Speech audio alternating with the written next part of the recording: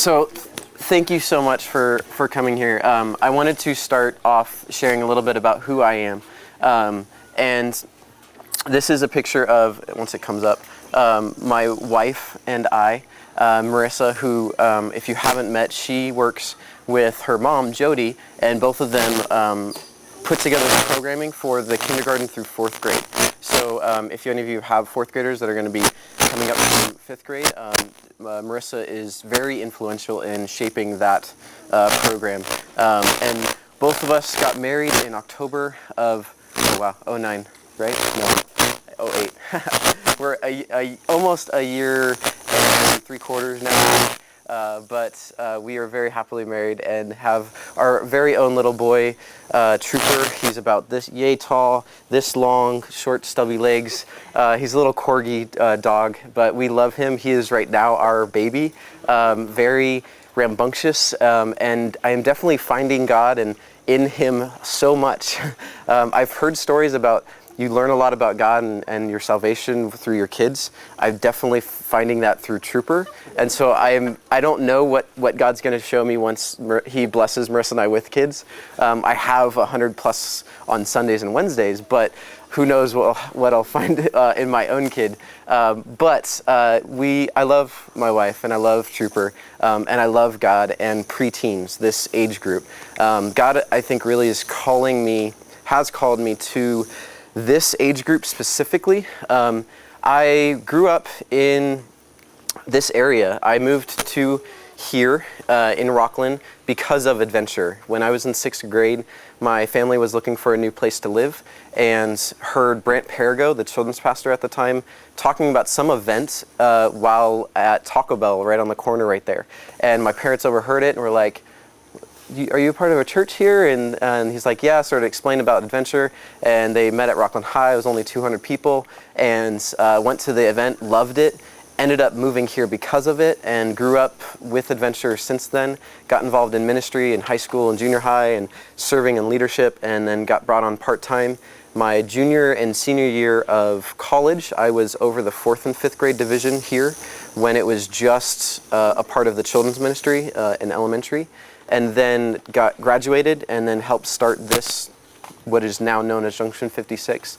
And it was interesting at college, I got a major in Bible and theology and Christian education, which was a lot of, really children's ministry was what it was, a lot of children's ministry classes.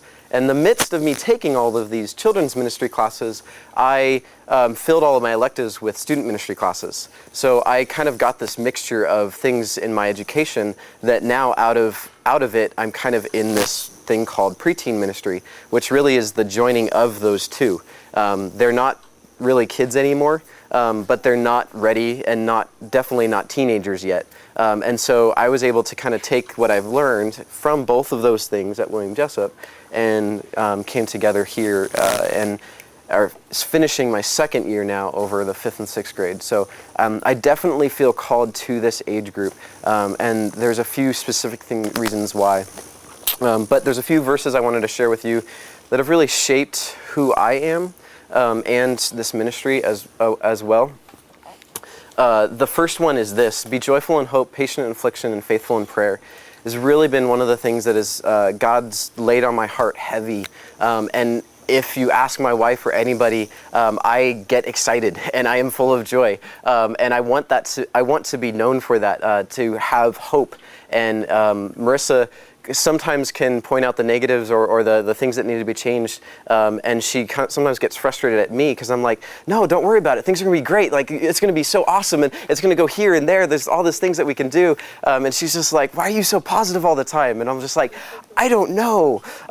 And I definitely see value and power in being joyful and excited, and looking for the hope, looking for what can happen, looking for how things can change and what God can do. And so I love that first part of it. And I definitely have also seen and lived out the second line, "Be patient in affliction." I definitely have seen how the things that have afflicted me, the troubles that I've been through, with my family and growing and moving and different things have really shaped who I am. And I've had to learn patience through all of that. And so I definitely see that in my life. that I go through difficult seasons, and God shapes me powerfully through that when I'm patient. And so I want to be all about that. And the last one is more of not who I am, but more of a reminder of who I want to be and God wants me to be. Faithful in prayer, knowing that everything I do needs to be grounded in God. And I cannot step forward without Him. I cannot do this. I cannot do anything unless I am within Him every day. And so I want to be faithfully praying. And so this has definitely been a part of who I am and what I want to be. Joyful in hope, patient in affliction, faithful in prayer. And I definitely have learned a lot through mistakes and things in preteen ministry, and continuing to learn what is the best way to do this different kind of a thing. And leading into that, this verse, 1 John 3:18, let us not love with words or tongue, but with actions and in truth. I definitely see this in these preteens. They are at a point in their life where their faith is becoming their own, and it's not something that we're just dragging them to church to do as a part of what we do as a family, but they are starting to be able to live out in actions and in truth their own faith. And we've been trying to teach our Wednesday night group this verse, and I want it to be all about me, that I don't just say with my words, I love preteens, I love God. I want it to be lived out in what I do, and that I surrender my life to this, and I'm able to live it out in what I do, not just in what I say. And so this has definitely been a pivotal verse for me. So I wanted to share a little bit about why we have this thing called Junction 56 Preteen Ministry. It is not children's ministry, and it is not student ministry. It is right there in the middle. And the best picture of this, I am learning, is this illustration of a bike. I remember when I learned how to ride a bike, my dad first put me on a tricycle, and it was fixed wheels, and I'd get a ride around the yard, and it was great. I couldn't fall because it was fixed wheels. And then I got the big bike. But it was a full bike. It had the training wheels and everything, but it was the rail bike. But I had training wheels, and he would ride me around, and I could ride and not fall down. It was great. And then came the moment that I was able to take off the training wheels, and I was so excited. I was jumping up and down, and my dad brought out the wrenches, took off the training wheels, put them off, and he walked beside me as I wobbled around and tried to ride this bike. And then he took me to a local park right around the corner, and he started off running, jogging right beside me, had his hand right next to me, and he let go. And I rode the bike for the first time. I was like, yes, sweet. And I'm like riding, and I'm like, yeah, woo! And I like wobbled and fell and crashed into a cement trash can and banged into it bad. And I'm just like, hit it, and I was not happy. But I got up, tried it again, and I was able to keep my balance a little bit better, and I was able to ride and go, and I learned how to ride a bike from then. And then on a BMX and doing tricks and all sorts of fun stuff on a bike that my parents then said, don't ride your bike, don't do that. But preteen ministry and children's ministry, the way I'm learning what it is children's ministry is all about the concrete, and us more giving them the information of what it means to follow Jesus, relaying the information and the stories of why we believe what we believe. But it's all of us giving it to them. Student ministry is more of they're ready to go, and we're teaching these concepts, these out the box concepts like love and faith and things, and we're able to preach and teach, and it's out there. They're on their own living it. Preteen ministry is that point where my dad took off the training wheels. I was riding by myself, but he was jogging right beside me with his hand on my back, giving me the support that I needed to learn how to do it myself. I couldn't just go straight from no training wheels to no training wheels. I would have crashed many, many more times. I needed that little bit of support where I was doing it by myself, but really I had somebody running right beside me. And that's what we want preteen ministry to be, is we're transitioning them to live their faith on their own, giving them the tools to do that, but we're right there. We're supporting them. We're there praying for them, showing them what to do when they do kind of wobble a little bit, giving them that support, but doing more pulling off a little bit and giving them the reins, giving them the pedals and doing it themselves. But with that, there are challenges. They might fall and hit cement trash cans, but we want them to pick up the bike and keep on going.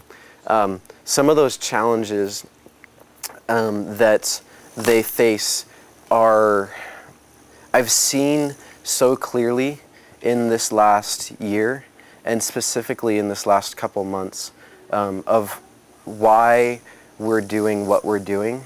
I did a survey over a couple weeks where I asked the kids just basically like, what school do you go to? What songs are you into? You're trying to understand like what are they into, so that I can kind of learn where they're at.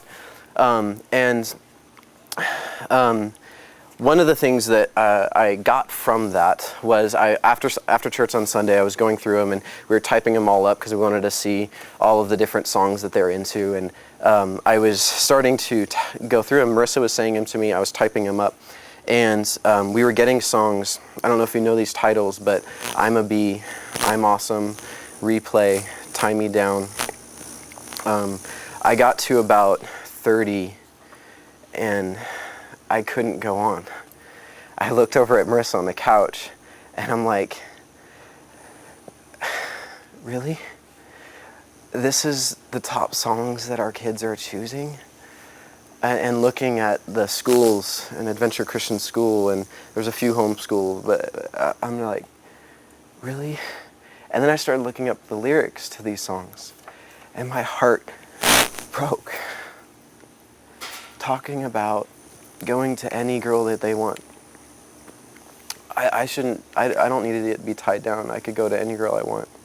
I want to bleep this, and out of the top 10 songs that, I didn't give them, oh, okay, is this, or this your top song? I just said, any of them. There's 10 that came up as the top. 7 of them were things like I'm a Bee, I'm Awesome, and those. And it was, the top one was I'm a Bee, with over 10 kids wanting it. Fireflies, Live Like You're Dying, and there's one Taylor Swift song that was, I don't know. Those were the only ones in the top 10 that really were anything good. I don't know if it's a good thing or not. Through talking with many more of them, none of them realize it. They don't really realize that they're bad, or they do, but they're like, well, I just like the sound of it. But then I was doing more research and looking into like, well, what is there things that show that this is affecting our kids? Is it or is it not?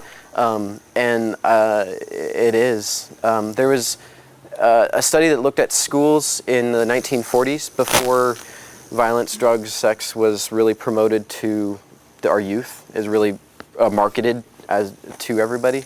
And the top 10 or so troubles that they were seeing in junior high and high schools were chewing gum, talking out of turn, dress code, jogging or running in the halls, really menial stuff. And I just kind of laughed at it. I'm like, really? Like, okay, sweet. So then it turned the page and then read what in 1996 or 7, I think it was, the top ones were drugs, sex, rape, violent crimes, murder in junior high and high schools. And I'm like, what? And it wasn't clear to me, and it wasn't brought home until this last year, when I start to see the effects of some of these in our kids, with girls trying to commit suicide in our group on Sunday. Like, our group on Sunday, there's actually girls that have tried to commit suicide, or have friends in 5th or 6th grade that have actually committed it or tried to. It's a 6th grade girl that doesn't know what to do because her best friend is involved in sexting. A boy who is in a split family. The mom left him and is now in court trying to stay with his grandma. Another boy who is downright terrified and sits in the corner because he doesn't want to go see the judge because he's afraid he's going to be taken by his dad.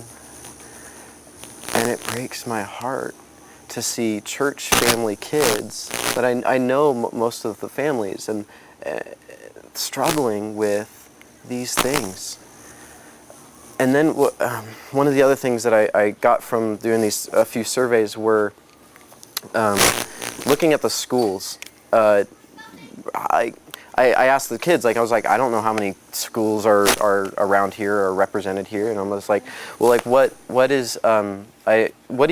you say? How many schools are represented? We have about 100 on a Sunday. I received about 85 different responses. How many schools would you say are represented amidst the 85 that come to our group on Sunday? Would you have any guess? 30. 20, 30? Yeah, I mean, most of the kids, that was about what some of the other parents were saying, 15 or 20, somewhere around there. The kids were guessing around like 5 or 6 or 7 or something like that, and there were 50. And then I did a search for 50 within 85 kids. Wow. I did a search for like, well, how many schools are within some distance, and I was able to actually do it out of 5 miles, and there was 50 elementary schools within 5 miles. And I was looking through them. I'm like, okay, well, what are charter schools and private and stuff like that? And there was like 5 or so, but the most of them, the majority of them, were full-blown Roseville, Rockland, Lincoln elementary schools. And then I compared the two lists. There were only 25 of them showed up.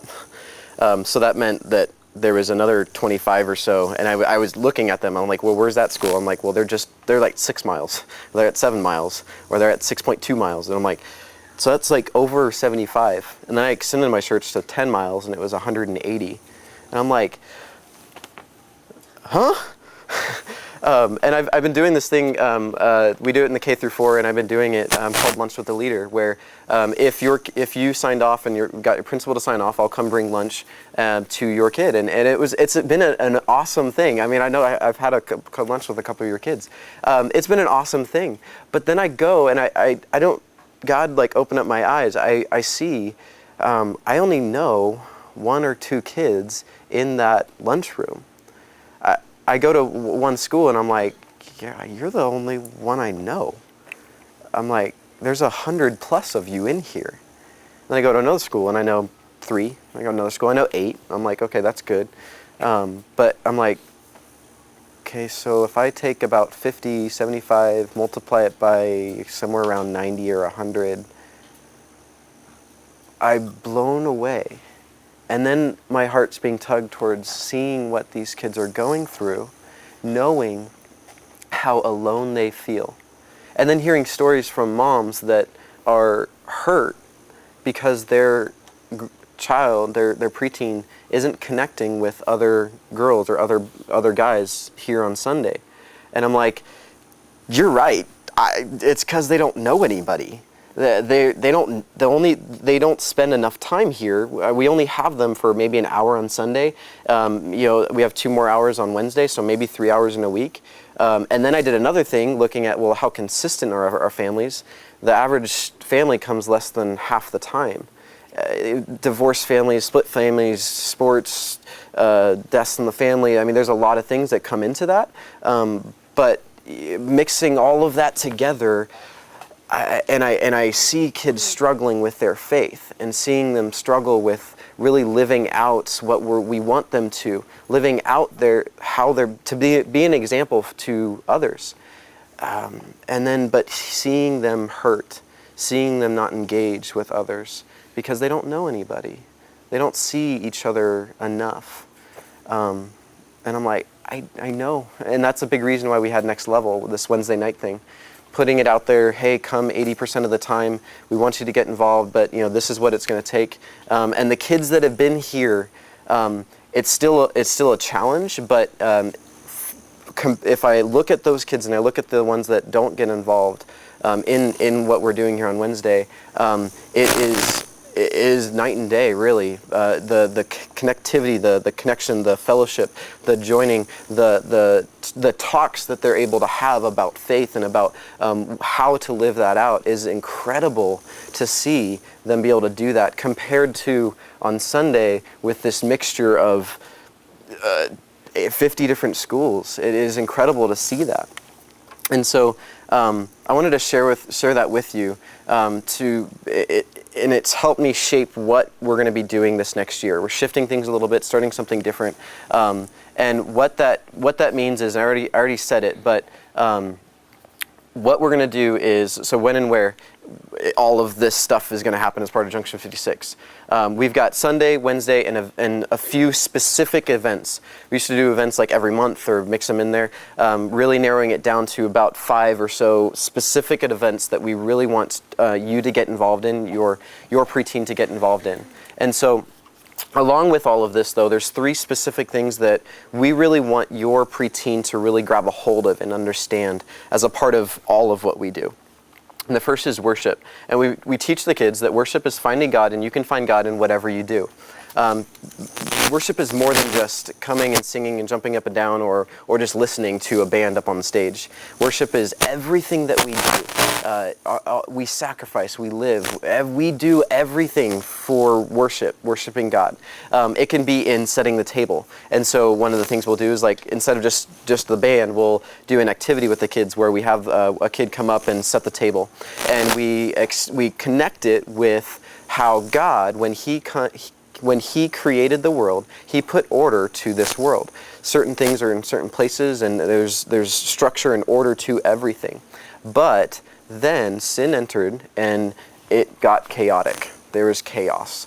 Just like when you come and eat, there's dirty dishes, stuff's all over the place. In Marissa's family, plates of spaghetti are flying across the room or onto walls. There's stuff like that. It's hilarious hearing some of the stories about their family meals, and then I'm now being a part of some of those family meals. So it's really interesting. But it gets chaotic. It's messy. We're back into that chaos.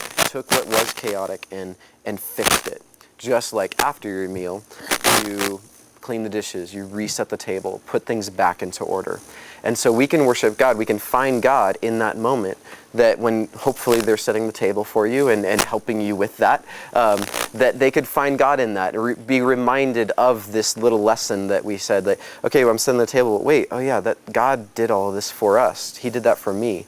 It was chaos, and then He put it all back into order when they're setting the table for you. So that's one example of, like, different illustrations, things that we want to teach them, activities that we want to teach them, that worship is not just singing. It is, we can find God in that, but it's more than that as well.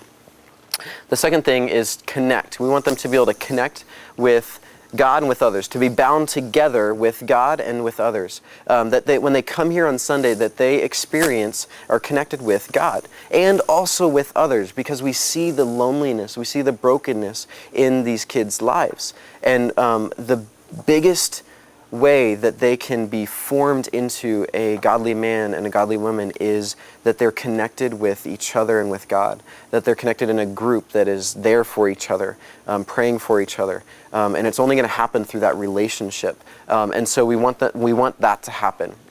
The last thing, which I am so excited about, is zeal. And it's this idea about passion and pursuit, to live in passionate pursuit of God. I love this word. I don't want to see a kid ever come in here and just, like, be so bored. And, like, I want them to come in and enjoy and be passionate about what God has for them. Because in all reality and truth, the life that God has for us is full of zeal, is passionate and full of life and exciting. It is not this boring life that other non-Christians want to make us believe. It is full of life. We want them to grab a hold of that. And so another way of saying this is, I want the kids to be able to find God, make friends, and have fun. That's what I want them to get away with. On Sunday, on Wednesday, in the events, that's what I want every single preteen, when they leave, when he or she leaves, is that they would have an experience with God, they would find God, that they would be able to make friends, be there for each other, and that they would be able to have fun in it. And so worship, connect, and zeal. So the way that this is going to happen on Sundays, that's tweaking it a little bit. The Sundays is going to be focused on discipleship and on small groups and service. And so what we're going to be doing is, typically we'll teach and we'll do small groups where we'll talk and stuff. We're shifting what that small group looks like. We're starting something that right now it's called D groups and S groups. D groups for discipleship and S groups because it was a letter that fit. I don't know. I looked through the alphabet, I'm like, C, no, E, no. I'm like, S group, sure, I don't know, whatever. What this will look like is a D group. We're asking for a 3 out of the 4 Sunday commitment. If you can't make that, we would love to talk with you about that, but we're asking that this is a group that you have to sign up to be a part of, and we're asking for a commitment of 3 out of the 4 Sundays to be there. And what this is going to do is allow those that can commit to that. Now, if there's things that come up, we understand that, but it allows those kids to go deeper, that they're in the same group of the same 8 or 9 boys, 8 or 9 girls every single week with 1 or 2 leaders that they see every single time. And that's what's worked so well with Wednesday nights. So we're infusing that into what we're doing on Sundays. Those that aren't able to commit to that are going to be a part of the S group, or unless we come up with a better name. And that is basically going to be, and anybody and everybody else, one S group for all the boys and one S group for all the girls, or depending on how that all goes. Both groups will be doing the same activities. And right now we're planning on, we got to teach, and then they'll be going through a sit down, a stand up, and a read it activity. Stand up where they'll get up and move and be active. Definitely a lot of the boys love doing that. So that taking some activity and doing that around our concept that we're trying to teach them that day. Sit down activity, maybe drawing or something, sitting down and creating a craft or something like that. That'll be one thing that they can do. And then read it. Every week we want them to get into the Bible. And so those are the 3 different type of activities that both a D group and an S group will be doing, but being able to bring those that aren't able to commit into the S group, they're not going to connect as deeply anyways, but allowing those that are there to connect.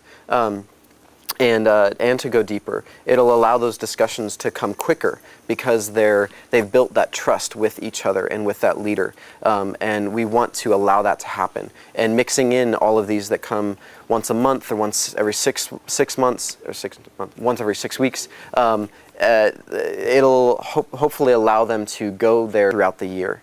So that's the plan. We'll still do some service projects that they might do and develop and work on Sundays. Some of them might be something that we do on Saturday that they prep for on Sunday. And so those that are able to make it on that Saturday, great. If you can't, make the next one. Those will be hit and miss and around throughout the year. But we wanted to do a few things like that. Wednesday, this is something completely different that we haven't done like this before. It is all going to be about evangelism, personal connection, and an invitation. Building and creating a buzz in this community that Adventure loves preteens, that we want to love preteens one at a time, and going out and equipping your kids to be the evangelists, the ones inviting, and having this every week, every Wednesday, that there would be a personal invitation to the gospel, that they would hear the gospel message preached in some way that they understand.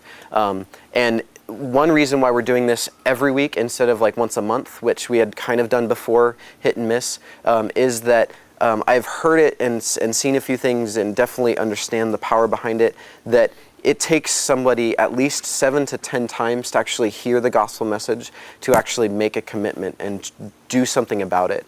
And so if we have an event once a month and maybe they come to everyone, probably not.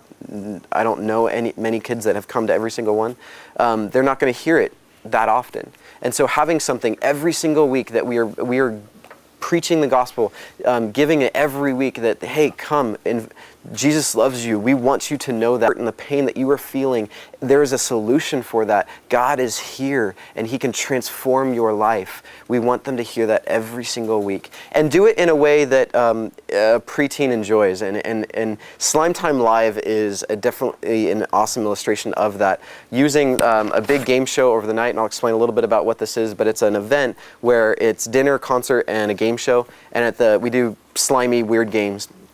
And at the end, we preach the gospel using slime. I bring up, actually I brought up Sierra this year, and put her in a robe or a rain garb thing, and talk about how we are created perfect, but sin entered in, and I start pouring slime over her, and she's covered in slime. And it's food coloring, cornstarch, and water, so it like evaporates after it dries. Awesome stuff. But I pour it over her, and illustrating how we are covered in this gunk, this slime. Sin does that, and since we have this, we can't be with God. The only way that we are able to be with God, perfect again, clean again, is to surrender this to God, to Jesus. And because of what Jesus did on the cross, dying for us, he took that and has given us a new robe, a new cloak. And now, because of Jesus, if you believe that that's true, you can be with God again. And so using something, the whole night builds up to this one 7-minute message. Using something like slime that especially the boys love, and the preteens just love that slimy stuff, that they can hear the gospel message. Using a balloon where we blow it up, and it's like the breath of life that God gives us, and we have life, and it's a balloon. But sin, no matter how small or big, deflates it. No matter how big or how small the sin is, it does the same thing. Pops it. And we can try as hard as we can to blow it up again. We can try and do good things and blow it up, but it doesn't work. It's spitting all over the place. The only way that we are able to have a new life, a new balloon, is if we surrender this to Jesus, surrender it to God, and he's able to give us a new one, an indestructible balloon that can no longer be taken away from us. And so they love the little balloon illustration. So taking something concrete that they can understand, because they're in the middle, they're still kind of kids in their heads, but they're dealing with other stuff. Taking something concrete like slime or balloon and relating it to this concept of God loves us. We can have faith in God and be saved, salvation. It's a very big concept, using something very concrete to teach that.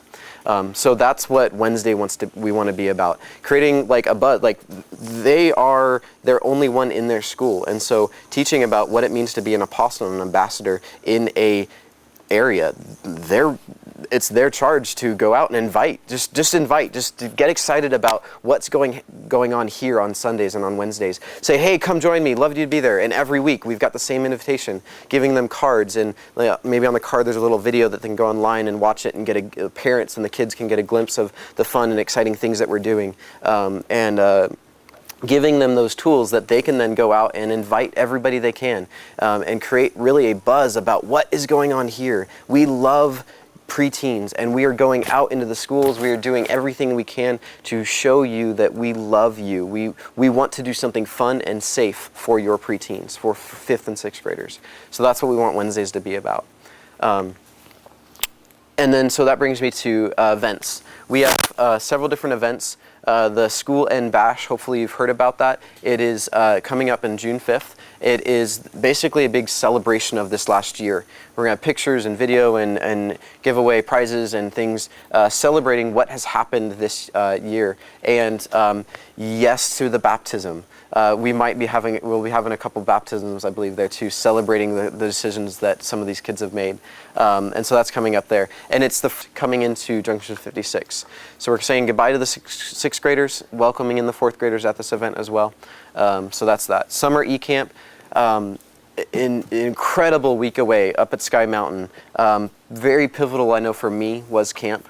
And so encourage you to come if you can. If money is an issue, please talk to me. That's why we're doing these big enchilada sales. We're actually doing a fireworks booth, and I am actually amazed at what God is doing in just bringing our church around these kids. And so if money's an issue, talk to me. I want your kid to come. They're coming. If you have that week open, I want them to come. So come talk to me, or spread that news out to anybody you know. We want them to come to this. Zelos, again from Zeal, is a big outreach event. Big, exciting, and this year it's going to be here, and it's going to be on August 27th. And Zelos is a multi-church thing. We are partnering with Bayside, their preteen ministry, Sunset's preteen ministry, and inviting everybody. This isn't just Adventure Christian Church thing. This is a church thing, the church. And so this is one of those things where we want to, it's for this whole community. And so every Christian 4th, 5th, and 6th grader is going to be invited to this, which this is for next year's 4th, 5th, and 6th grader. So your 4th grader going to be 5th grader, and if you have a 3rd grader that's going to be a 4th grader, can come to this as well. But not the School and Bash thing. Not the School and Bash. That's for this year's 4th, 5th, and 6th. So hopefully that's clear. And then another multi-church thing that we're praying about is this Serve Day. Basically inspired from what's going on down in Southern California. They have organized several of their churches together around this one day that they call this Serve Day. And they set up all of these projects all around the city and basically say, go and serve. And they take their families to whatever they feel led to do, whether it be painting or raking lawns or whatever that project is set up. And it's all these churches coming around. It's not, oh, Bayside's doing this over here, Sunset's doing this over there, Adventure's doing this. We don't know who's doing what. I mean, we do, but like we want to put it out there that, hey, let's come together as the church around this community and do something. We're going to be talking with Rockland and Roseville and seeing where their needs are and trying to put together like maybe 5 solid or 8 solid event, service projects around here. And so you are all going to be invited to be a part of that, and that'll be somewhere in the middle of October. Not on my anniversary yet, so I know that it won't be on that day, on the 17th, so somewhere around there, but that's coming up. The retreats are in a Friday night and Saturday day event, a night away for you, your mom and daughters and fathers and sons, or sons and adoptive fathers, which we might provide for you. If your son or your daughter doesn't have a mom or a dad in their life, we want to partner with you in that. And this is an amazing weekend away. We've had one here, we've had them here or a cabin, and it is a rite of passage sort of an event where we specifically talk about them coming into age, coming into this new thing, and they're changing, and we want to equip them, encourage them spiritually for what's coming up. And so it's something new. There's not a ton of things around here or anywhere like this. There's a few little things that I've pulled books and things from, and I'm learning and trying to put together this. So I am looking for support, questions, suggestions on what this could be. But the thing that really makes this is at the end of the retreat, we have something called a father-son or mother-daughter blessing. And it is where we set you up and give you an outline of a few things to write out and share with your son, with your daughter. And it comes from when Abraham blessed Isaac, or Isaac Jacob, and when the father was about to go and would specifically speak to their son about who they are in God and who they see them becoming and what they see God doing through them, speaking blessing and promise into their son's life. And so we want to help with that, set that up for you.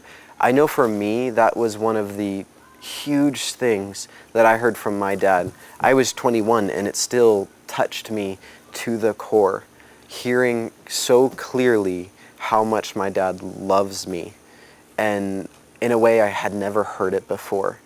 He had prepared scripture and these stories, and he spoke into my life who he saw me becoming, and I had never heard that in a way ever before. And so we want to make that as a culmination of that retreat. And so we do 2 of them, one in, right now, one in November and one in February or late February, March, somewhere around there, because of sports and schedules and things like that. So we want to encourage you to come to one of them, and we're working on developing 2 different ones. So this year will look like one type of a thing, and then the following year, so your 5th grader next year will, if hopefully, go to one this next year, and then the following year we'll go to another, the same time but a different focus. Maybe one of them we might focus a little bit more around purity, and one more in becoming a man or becoming a woman or something like that. But we're wanting, because there's so many different things to cover, we're wanting to try to focus those in. So we really want to encourage you to go to that. And then Slime Time Live, I was explaining a little bit about that, but it's another big outreach event. That's for our group, Adventure, and that's going to be on January 14th. And then Epicenter is another multi-church thing. This last year, Sunset and we put it on over at Sunset. It comes from Superstart, which was this conference, basically a fun weekend for 4th, 5th, and 6th graders, and it's really discipleship driven. It's not outreach, it's really more about growing deeper. This last one we took on the concept of fear and what it means to not fear and trust in God, and shaped 3 lessons around it and had this awesome conference for 4th, 5th, and 6th graders in a fun, crazy, awesome way. And it was amazing to see 11 different churches, 250 preteens lifting their hands up, worshiping God, all in one place. I almost cried seeing the church worshiping together, not just all of these sporadic things all over the place, but us coming together. It was incredible. It was awesome. So we really want to encourage that. That'll be somewhere in the spring, which I know the biggest hardship to be able to go is definitely sports with any of these things. So we wanted to try to get these out there. These are the big things that we really want your preteens to get involved in. I wanted to give you a little snapshot, if you haven't seen it before, what Slime Time Live and Epicenter are. Slime Time Live, we always mix in food. We do like a $3 spaghetti dinner. The kids love it. It's just a simple thing. He didn't want any sauce, I guess, but it is great. We had One Way Street, our band up here. They came perform some Barlow Girl, some Fireflight, some really awesome, good quality songs that a lot of the kids know. And so they got up there and did this little concert for him. For many of them, it was the first concert that they've ever been to. We had lights flashing and loud music, and it was a blast. They loved it. I don't think they knew what to do. They're kind of like, whoa, that's cool, that's cool, that's cool. But they had a blast. It was really cool. We had Colin, or Mr. Marty Butterpants was our game show host, and he led them through what I grew up with a little bit was like Double Dare and Guts and some of these Nickelodeon like crazy slime games. And so it was really, really cool. We had a few of our leaders, Miss Nicole, Mr. Kevin, who you saw a little bit, my brother David. They were the team leaders, and they got up and they actually became human buzzers, and so the kids got to pat them on the head and go, and like they were the buzzers. Had a lot of fun. Brought the kids up, got them suited up in wet gear, and they answered questions. They got into different activities, contests. We also incorporated this choose your move. They got to dance for a little while, and then they got to choose a move, and somebody had to match what was the person on the stage was doing, and they'd turn around and show their move, and it was like jazz hands or rock on or something like that. And those that didn't match up got to sit down, and so kind of getting everybody involved and having fun, and they got to expel all their energy, and it was a blast. And so they got to do certain challenges where they had to like get slime poured in their helmet, walk across the stage, poured into something else, or all sorts of different things. And then depending on how they do on the questions, or depending on how they do on the contests, some of them ended up getting slimes. It was awesome. It was so much fun. The kids loved it. They did have an option to not get slimed or not go up there. They could choose somebody else. Some of them just like watching it. That's totally cool. So we allow that to happen. But again, all of this really built up to this one moment where preach the gospel, using that as slime illustration, and then to see a majority of that room raising their hands, and it dead silence, 150 plus preteens, just quiet, listening to the gospel. And it was, I don't know, I can't describe it. It was incredible. And that is what it's all about, was seeing those kids raising their hands and and seeing kids. We're still working on the follow-up with it, but seeing them making those choices and those decisions to follow God. So that was really cool.